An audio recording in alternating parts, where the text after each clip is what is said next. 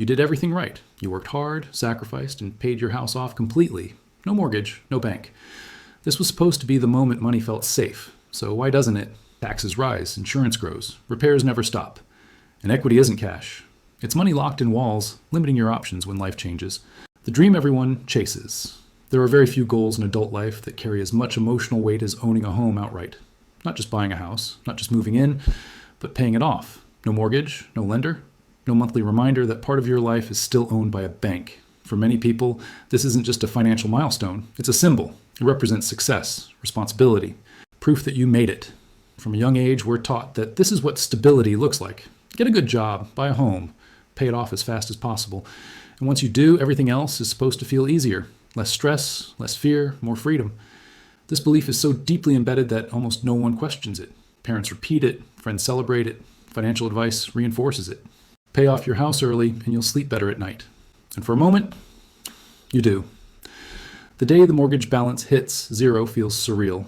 You log into your bank account. You see the confirmation. The payment schedule is gone.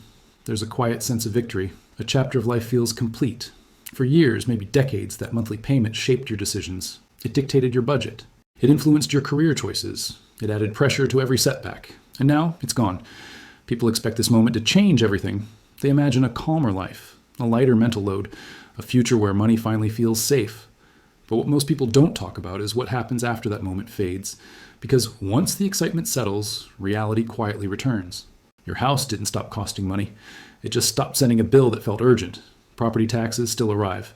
Maintenance still breaks things at the worst possible time. Insurance premiums keep rising, regardless of how secure you feel. The costs didn't disappear. They just became easier to ignore. And psychologically, something important changes. Without a mortgage, many people begin to see their house as a shield, a form of protection against uncertainty. No matter what happens, at least I'll always have a place to live. That thought is comforting, but comfort can be deceptive. Because safety isn't just about shelter. It's about flexibility. It's about resilience. It's about how well your life can absorb shocks. Most people don't run the numbers anymore once the house is paid off. They stop asking hard questions. What if income drops? What if health changes? What if taxes rise faster than expected? What if the economy shifts? Those risks don't disappear just because the mortgage does. But psychologically, the absence of debt creates the illusion that they have. And illusions change behavior. People become less cautious in some areas and more rigid in others. They feel secure, so they take on new expenses. Lifestyle upgrades feel justified now. After all, the house is paid off. At the same time, they become emotionally attached to the house itself. It's no longer just a place to live. It's proof of discipline, proof of sacrifice, proof of being financially responsible. Selling it feels like failure. Downsizing feels like going backward. So the house becomes untouchable. And that's where the story quietly shifts. Because while the mortgage is gone, the money used to eliminate it is also gone. It's no longer liquid. It's no longer flexible. It's locked into a single asset that can't adapt when life does. Most people don't think about this trade-off while they're paying down the loan. They focus on one metric, debt-free. But debt-free doesn't automatically mean risk-free. A paid-off house doesn't generate income. It doesn't protect against inflation. It doesn't help during emergencies unless you borrow against it. It just sits there. And for many, that's enough, until it isn't. Because life rarely moves in straight lines. Careers stall, health events happen, family responsibilities change. And when those moments arrive, the illusion of safety is tested. Some homeowners discover that they're asset-rich but cash-poor. Others realize that their largest source of security can't actually support them when they need it most. Yet society rarely tells this side of the story. We celebrate the finish line, but ignore what comes after it. We talk about the freedom of owning a home outright, but not the new constraints it can quietly introduce. And this isn't because people are careless. It's because the narrative is powerful. Owning your home outright feels like the end of financial stress. But what if it's not the end? What if it's just the point where stress changes shape? Quieter, less visible, but still very real. This is the part of the journey almost no one prepares you for. The part where the dream doesn't collapse, but slowly reveals its cracks. And to understand why, we need to look at what a paid-off house actually does to the way people think about money, and why that mindset shift can be more dangerous than the mortgage ever was. The false sense of security. The most dangerous part of a paid-off house isn't financial, it's psychological. Because the moment the mortgage disappears, the brain rewrites the story. For years, the house felt like a liability, a monthly obligation, a reminder that missing a paycheck had consequences. Then one day, that pressure is gone. And in its place, a powerful belief settles in, I'm safe now, announce itself. It shows up quietly in the way decisions start to feel easier. You stop worrying as much about income volatility. You feel less urgency to build cash reserves. You tolerate more financial inefficiency because, in your mind, the biggest risk is gone. But here's the problem. The house didn't remove risk. It just removed visibility. When you have a mortgage, risk is obvious. It's measured in monthly payments and deadlines. When the mortgage is gone, risk becomes abstract. And humans are terrible at responding to abstract risk. Without a payment-forcing discipline, people slowly relax their guard. Emergency funds stop growing. Investments feel optional. Spending creeps upward, not dramatically, but quietly. Small upgrades feel harmless now. A nicer car. A few subscriptions, more comfort, more convenience. After all, you earned it. And psychologically, this makes sense. Your brain associates the paid-off house with success, so any spending that maintains or signals that success feels justified. But this is where the illusion begins to harden. Because while your perception of safety increases, your actual resilience often doesn't. Let's talk about what hasn't changed. Your house still requires maintenance. Roofs age, plumbing fails, foundations crack. These aren't optional costs. They just arrive irregularly. Property taxes don't care that your mortgage is gone. They rise with assessments and policy decisions. Insurance premiums rise with climate risk and replacement costs. These expenses don't show up monthly in neat amounts. They show up as shocks. And without a mortgage reminding you to plan ahead, many people are less prepared for them than they think. But the deeper issue isn't expenses, it's concentration risk. A paid-off house concentrates a massive portion of your net worth into a single illiquid asset. That asset can't be partially sold, can't produce income without leverage, can't adapt quickly to life changes. Yet mentally, people treat it like a savings account. I can always sell if I need to. But selling isn't instant, it isn't free, and it isn't emotionally easy. Most people don't consider how difficult it is to turn housing equity into usable cash during stressful moments. Selling means uprooting your life. Borrowing against it means reintroducing debt, often at unfavorable terms. So, in practice, that equity is far less accessible than people imagine. But the illusion persists. This is why paid-off homeowners often take risks they wouldn't have taken before. They accept jobs with less stability. They delay building alternative income streams. They ignore diversification, not because they're irresponsible, but because they feel protected. The house becomes a mental safety net, and safety nets change behavior. Economists call this moral hazard. When people feel insulated from consequences, they unconsciously take on more risk elsewhere. In personal finance, this often shows up as overconfidence. I don't need to worry as much anymore. I've already done the hard part. Others are struggling. I'm ahead. But financial security isn't a finish line. It's a system, and systems require balance. When one part of the system becomes rigid, the rest becomes fragile. The paid-off house is rigid. It doesn't respond to inflation. It doesn't generate cash flow. It doesn't scale with opportunity. Yet many people reduce their financial adaptability after paying it off. They become less mobile, less flexible, more attached. And attachment is another hidden risk. Once a house is paid off, it becomes emotionally loaded. It's no longer just shelter. It represents sacrifice, years of discipline, a promise kept. So when better options appear, downsizing, relocating, reallocating capital, they're often dismissed. Not because they're bad moves, but because the house feels untouchable. This is where the false sense of security quietly becomes a constraint. You feel safe, but you're less able to respond to change. And change is the one thing money is supposed to protect you from.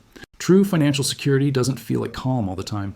It feels like optional pain, the ability to absorb discomfort without panic, the ability to say no, the ability to pivot. A paid-off house can support that or undermine it. The difference depends on what else exists around it. And this is where most people get it wrong. They treat the house as the solution, instead of seeing it as just one component in a much larger system. In the next chapter, we'll look at what this mindset actually costs over time, and why the biggest danger of a paid-off house isn't what it takes from you, but what it prevents you from building: more freedom. But what almost no one asks is a harder question. What did it cost you to get here? Not emotionally, not in effort, but in opportunity, because money can only do one thing at a time. Every extra dollar sent toward your mortgage is a dollar that cannot build liquidity, create income, buy flexibility. And while certainty feels good, opportunity is what actually compounds. When people aggressively pay down their mortgage, they often do it at the expense of everything else. Emergency funds stay thin. Investments start late or stay small. Side projects get postponed. This isn't because people don't value those things. It's because the mortgage feels urgent. It feels like a problem that must be solved as fast as possible. But urgency distorts judgment. It narrows focus. And in personal finance, narrow focus often creates blind spots. Let's talk about time. The years when people are most aggressively paying down their mortgage are often the same years when money has the highest potential to grow, early and mid-career, when income is rising, when risk tolerance is higher, when compounding has time on its side. Choosing to eliminate low-cost debt instead of building productive assets during this phase is a trade most people don't fully understand. A paid-off house gives peace of mind. But peace of mind doesn't compound. Assets do. Liquidity does. Optionality does. Now, this doesn't mean investing is always better than paying down a mortgage. It means the cost of not investing is rarely visible. You don't get a statement showing the wealth you could have built. There's no alert saying, oh, this decision will reduce your future flexibility. So the cost stays invisible until later. And later is when the consequences appear. People reach their 40s or 50s with a paid-off house but little else. Their net worth looks impressive on paper, but their cash flow tells a different story. Most of their wealth is locked. It can't pay bills. It can't seize opportunities. It can't protect against long periods without income.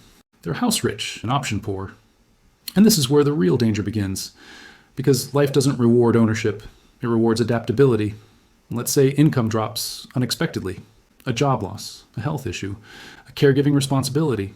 A paid-off house doesn't help much here. You still need cash. You still need income. But now your options are limited.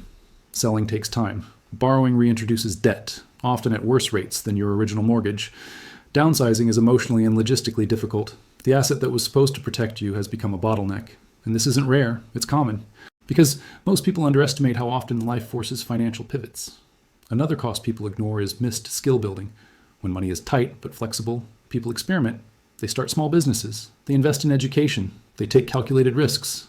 But when most capital is tied up in a house, experimentation feels dangerous. There's nothing to fall back on except the house itself. So people play it safe. They stay in jobs they don't like. They delay changes they should make. They avoid uncertainty. Over time, this erodes earning power, which makes the house even more important. And dependency on a single asset increases. This is the irony. Paying off the house was supposed to reduce dependence. Instead, it often increases it. Your lifestyle becomes optimized around preserving the house, not around building a resilient financial system. And then there's inflation. A paid-off house doesn't adjust to rising costs. Your groceries go up, healthcare gets more expensive, insurance premiums rise, but your house stays the same. If you don't have growing income or investments alongside it, inflation slowly tightens the screws. You feel it, but you can't point to the cause. Everything feels harder even though you did everything right. This is where many people become confused. They followed the rules, they paid off the house, they avoided debt. So why does money still feel fragile? Because fragility isn't about debt, it's about concentration. It's about having too much of your future tied to one static thing. A house can be part of a strong financial foundation, but it cannot be the foundation. Security doesn't come from eliminating one risk. It comes from distributing risk, cash buffers, income streams, investments that grow, skills that stay relevant. These things don't feel as satisfying as paying off a mortgage. They don't come with a celebration. But they're what make a paid-off house actually work. Without them, the house becomes a beautiful but rigid asset, and rigidity is the enemy of resilience. In the next chapter, we'll talk about when this rigidity turns into an outright liability, and how a paid-off house can quietly limit your life more than it supports it. At some point, the paid-off house stops feeling like protection. Not suddenly, not dramatically. It happens quietly. Bills rise a little faster each year. Income doesn't. Flexibility shrinks. And slowly, the asset that once represented safety begins to dictate your choices. This is the part nobody talks about, because culturally, a paid-off house is sacred. It signals responsibility, stability, success. So when it starts causing problems, people don't question the asset. They blame themselves. They think they didn't save enough, didn't invest early enough, didn't work hard enough. But the issue isn't effort, it's structure. A house is a liquid by design. That's fine when everything else in your financial life is fluid. It becomes dangerous when the house is the only meaningful asset you have, because liquidity is what absorbs shock, and life delivers shocks constantly. A paid-off house cannot absorb them. Let's talk about income volatility. Careers are no longer linear. People change industries. Jobs disappear. Health interrupts plans. When income drops, cash flow matters more than net worth. A mortgage-free homeowner with low liquidity still has property taxes, insurance, maintenance, utilities. Those costs don't pause just because your income does. And without liquid reserves, stress sets in fast. This is where people realize something uncomfortable. Owning the house doesn't mean the house supports you. You still have to support it. Now let's talk about borrowing. Most people assume equity equals access. But banks don't lend against assets. They lend against income. If your income drops, that equity becomes theoretical. You can't tap it when you actually need it. This is why financial crises hit homeowners so hard. Not because houses lose value, but because access disappears exactly when pressure increases. So people delay maintenance. They postpone medical care. They avoid necessary expenses. The house becomes something they serve, not something that serves them. Then there's lifestyle rigidity. A paid-off house anchors you geographically. Downsizing sounds easy in theory. In reality, it's emotional. Memories are attached. Communities are built. Identity gets wrapped into the space. So even when the house no longer fits your life, you stay. You stay because moving feels like failure. You stay because at least the house is paid off. And slowly, options narrow. Now let's talk about aging. This is where the trap tightens. As people get older, expenses don't go down. They shift. Healthcare rises, energy costs increase, home maintenance becomes harder and more expensive. But income often plateaus or declines. If most wealth is locked in the house, choices become limited. You either stay and stretch every dollar, or sell and uproot your life. Neither feels like freedom. And this is why so many retirees feel anxious, even with paid-off homes. They have assets, but they don't have control. Another overlooked risk is concentration risk. Most people would never put 70-80% of their portfolio into a single stock. Yet they do exactly that with their house. One location, one market, one set of economic conditions. If that area declines, your wealth declines with it. If taxes rise, your costs rise. You can't rebalance a house. You can't sell 5% of it to adjust risk. You're all in, whether you like it or not. And then there's opportunity cost at a life level. When your wealth is locked, your decisions get conservative. You avoid career pivots, entrepreneurial risks, geographic moves. Not because they're bad ideas, but because your financial system can't absorb the downside. The house becomes the center of gravity. Everything else revolves around it. That's not security, that's dependency. True security is the ability to move, to adapt, to change direction when life demands it. A paid-off house can support that, but only if it's part of a broader system. On its own, it can quietly become a constraint. This is the paradox. The thing designed to eliminate stress can become a source of it, not because it's bad, but because it was asked to do too much. A house is shelter. It's not a financial strategy, and when it becomes one, cracks start to form. Safety actually looks like, and how to build a system where a home enhances your life instead of limiting it. Financial safety isn't about owning things. It's about control. Control over your time, control over your options, control over how you respond when life changes. And this is where the idea of the paid-off house finally finds its proper place. A house can be part of security, but it cannot be security by itself. Real safety is built from systems, not symbols. Let's define what that system actually looks like. First, liquidity.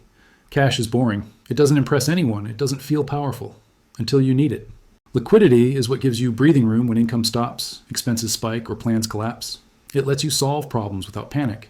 That doesn't mean hoarding cash. It means having accessible money that isn't tied to one asset, one bank, or one condition. Second, diversified income. Relying on a single paycheck or a single asset creates fragility.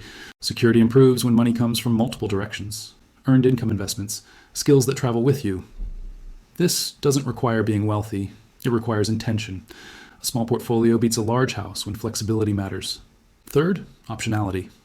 This is the most overlooked form of wealth. Optionality means you can move if you need to. You can downshift work without collapsing. You can say no to bad opportunities. A paid-off house only adds safety if it increases your options. If it removes them, it's working against you. Fourth, expenses that respect your future. Low fixed costs create resilience. This is why some renters are safer than homeowners. It's not about ownership. It's about how much of your future income is already spoken for. The fewer obligations you carry forward, the stronger you are. And finally, psychological safety. This is the part nobody puts on spreadsheets. Security is sleeping at night without doing mental math. It's knowing one mistake won't ruin you. It's not feeling trapped by past decisions. Money is supposed to reduce stress, not require constant maintenance to keep it from breaking you. So where does the house fit? In the best case, a home is a stable base, a lifestyle choice, one component of a flexible system. In the worst case, it's an emotional anchor, a concentration risk, a source of hidden stress. The difference isn't the house, it's the surrounding structure. If your entire sense of safety rests on four walls and a roof, you're exposed. If those walls sit inside a system built for adaptability, they become supportive, not restrictive. The lie we were sold wasn't about homeownership. It was about finality. The idea that one decision would permanently solve money. That once something was paid off, the game was over. But money doesn't work that way. Life keeps moving. Costs change, needs evolve, opportunities appear unexpectedly. Safety isn't a destination, it's a position you continuously maintain. So if you own a paid-off house and feel uneasy, you're not ungrateful. You're perceptive.